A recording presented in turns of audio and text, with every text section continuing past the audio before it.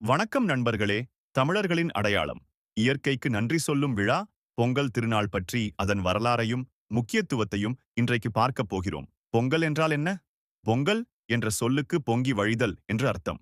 பாலுடன் அரிசி சமைத்து அது பொங்கி வரும்போது செழிப்பு, வளம், மகிழ்ச்சி நம் வாழ்க்கையிலும் பொங்க வேண்டும் என்பதே இதன் அர்த்தம்.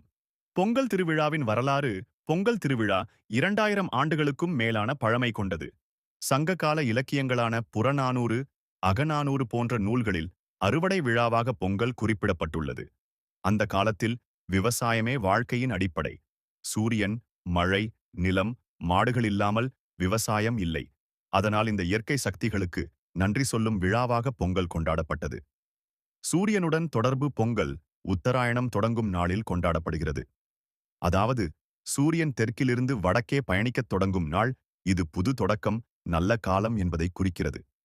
அதனால்தான் சூரிய பகவானுக்கு நேரடியாக திறந்த வெளியில் பொங்கல் வைத்து வழிபடுகிறோம்.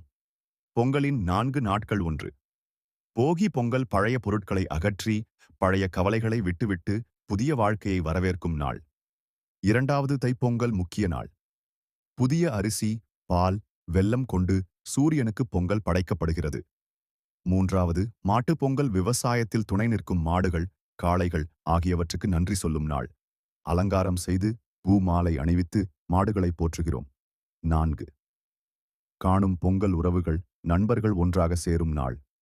சுற்றுலா, குடும்ப சந்திப்பு, மகிழ்ச்சி நிறைந்த நாள்.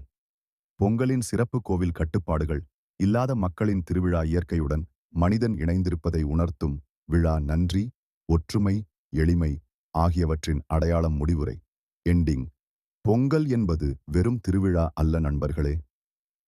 அது நன்றி சொல்லும் பண்பு, இயற்கையை மதிக்கும் மனம், தமிழர் பண்பாட்டின் உயிர். இந்த பொங்கல் உங்கள் வாழ்க்கையிலும் மகிழ்ச்சி, ஆரோக்கியம், வெற்றி பொங்கி வழியட்டும். இனிய பொங்கல் நல்வாழ்த்துகள்.